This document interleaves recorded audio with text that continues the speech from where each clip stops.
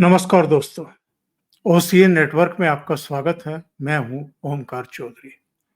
सूचनाएं कई तरह की आ रही हैं।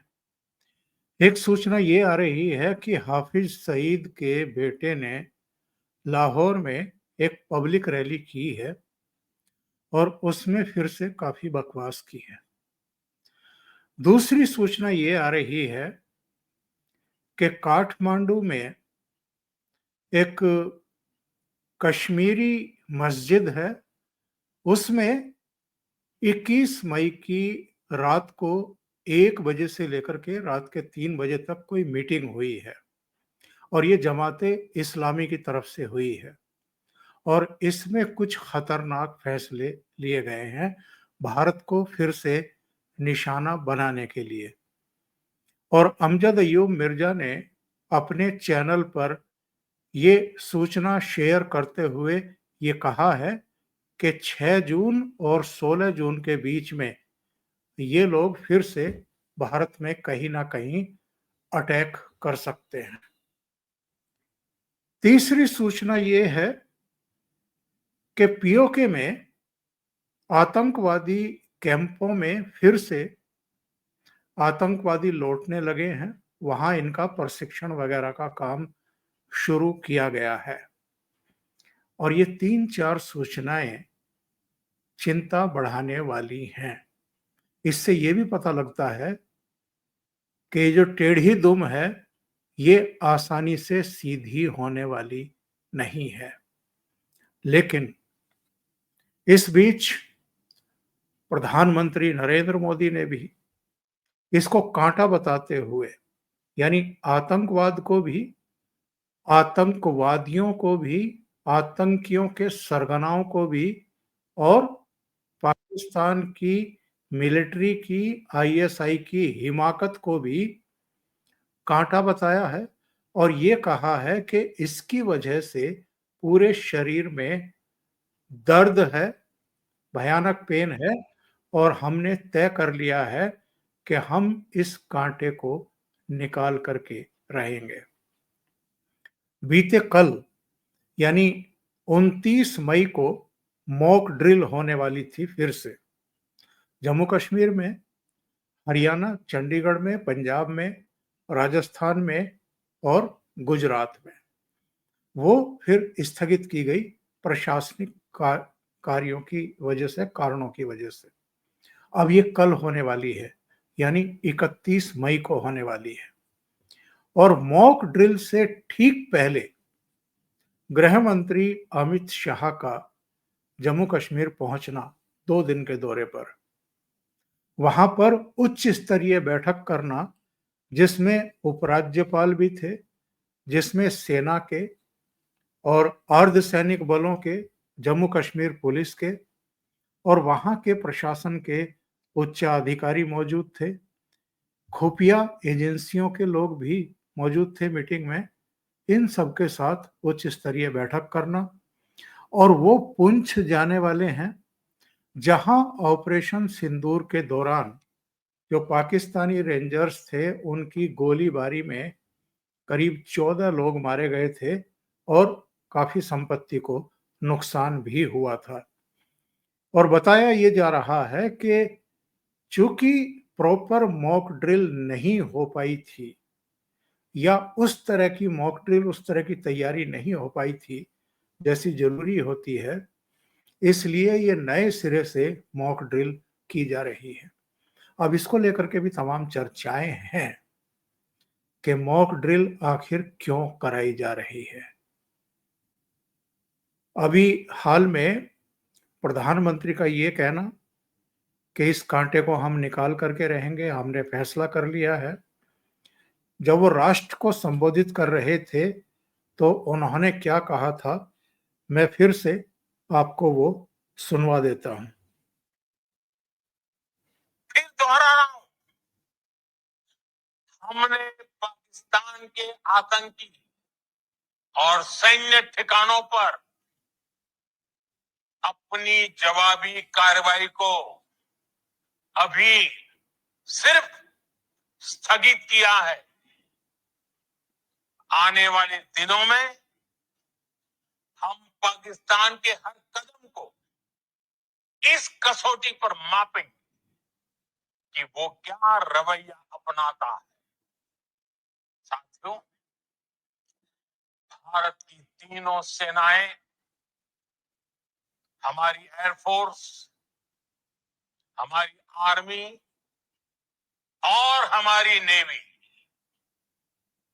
हमारी border security force BSF, Bharat के अर्धसैनिक बल लगातार अलर्ट पर है। सर्जिकल स्ट्राइक और एयर स्ट्राइक के बाद अब ऑपरेशन सिंदूर आतंक के खिलाफ भारत की नीति है।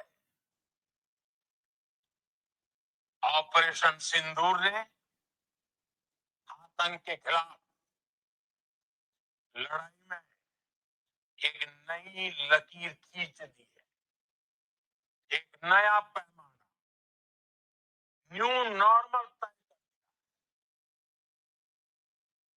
पहला, भारत पर आतंकी हमला हुआ तो मुंह तोड़ जवाब दिया जाएगा। अपने तरीके से, अपनी शर्तों पर जवाब देकर रहे। उस जगह जाकर कठोर कार्रवाई करें जहां से आतंक की जड़ें निकलती हैं। दूसरा,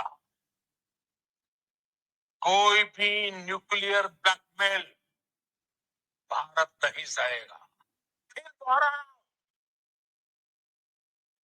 और तीसरा उन्होंने ये कहा था, जो इस वीडियो में नहीं है अभी, कि जो ये नॉन स्टेट एक्टर कहा जाता है, जिनके जरिए ये कारस्तानियां कराई जाती हैं, लोगों का खून बहाया जाता है, हम इनको नॉन स्टेट एक्टर नहीं मानेंगे। हम सरकार को, यानी सेना को वहां की, इसमें लिप्त मानेंगे और उनके खिलाफ भी वैसी ही कार्रवाई करेंगे।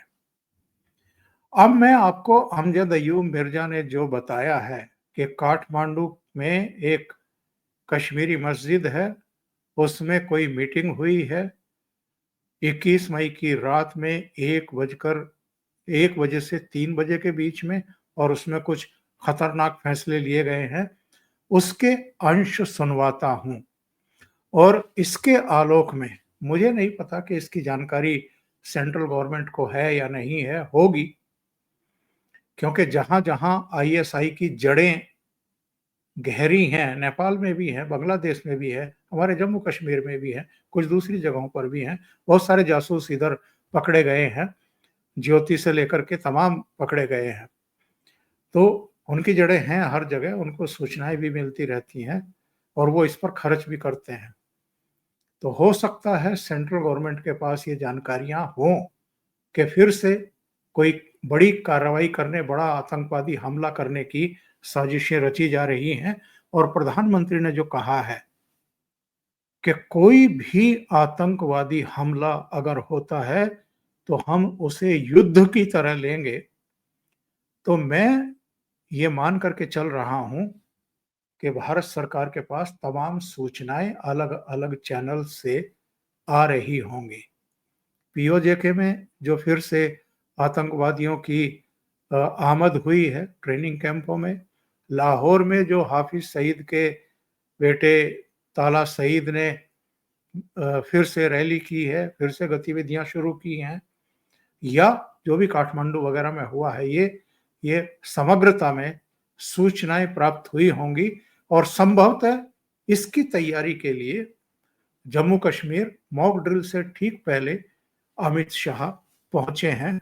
वो पुंछ भी जाएंगे जहां 14 लोग मरे थे पाकिस्तानी गोलीबारी में, और आगे उस तरह की अप्रिय घटना कभी ना होने पाए, यानी एहतियाती कदम उठाए जाएं। जब इस तरह की सीमा पार से फायरिंग हो तो क्या क्या एहतियाती कदम उठाए जाएं, उसके बारे में वो उच्च स्तरीय बैठक ऑलरेडी कर रहे हैं। तो इस पर भी चर्चा हो रही होगी।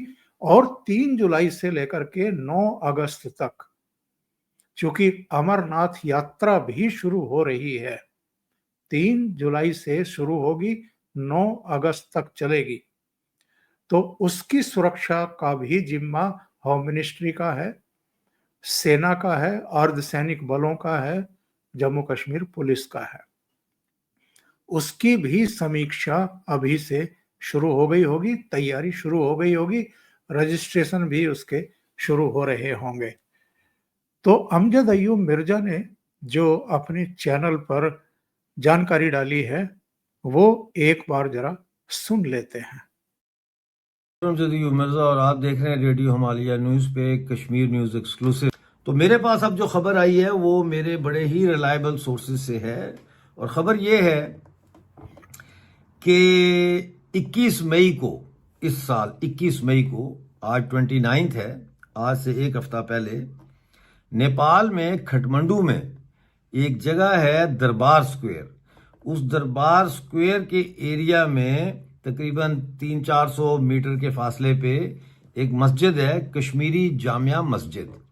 इस कश्मीरी जामिया मस्जिद में रात को 1 और 3 बजे के बीच में जमात इस्लामी की एक बैठक हुई है, और उस बैठक में ये फैसला किया गया है कि 6 और 16 जून के दरमियान, जो मेरी इतला है, इस बीच में हिंदुस्तान में को बहुत बड़ा जो है वो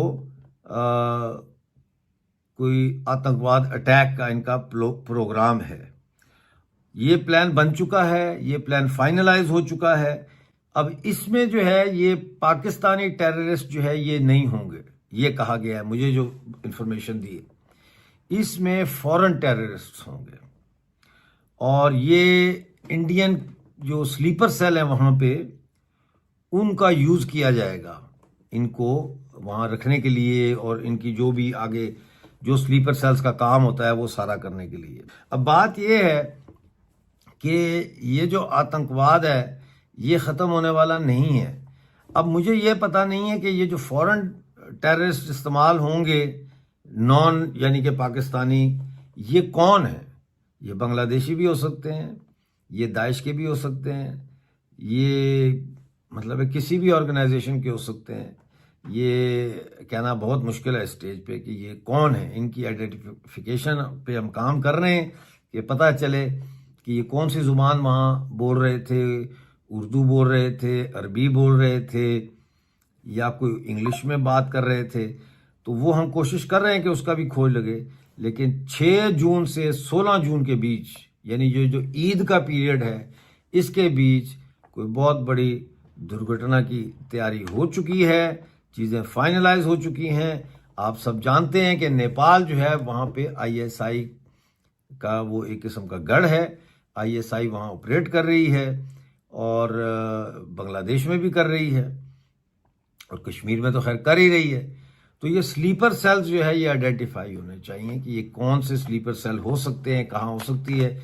और मुझे यकीन है कि अब तक इंडियन इंटेलिजेंस तक भी इस हवाले से कोई ना कोई सूचना जो है उनको मिली होगी। बहरहाल मेरा फर्ज था कि मेरे पास ये एक ही जिसे कहते हैं ना मीडियम है भारत के साथ राब्ता करने का। मेरा तो वहाँ किसी से कोई राब्ता नहीं है कि मैं किसी को फ़ोन करके कहूँ कि डोवल साहब ये खबर आई है, ऐसा तो मेरा नहीं है। तो मेरा ये रेडियो हिमालय इंटेलिजेंस जो हमारी एजेंसी है उसके कार्यकर्ताओं ने मुझे ये बताया है, और मैंने आपके साथ शेयर की है। ये अमजद अय्यूब मिर्जा ने अपने चैनल पर डाला है, और एक दिन पहले ही प्रधानमंत्री नरेंद्र मोदी ने क्या कहा है, जरा सुन लेते हैं। और 3 बार घर में घुस करके मारा है।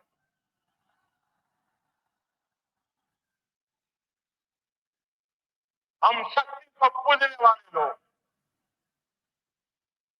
हम महिषासुर मर्दिनी को पूजते हैं। बंगाल टाइगर की धरती से 140 का ऐलान है। ऑपरेशन सिंदूर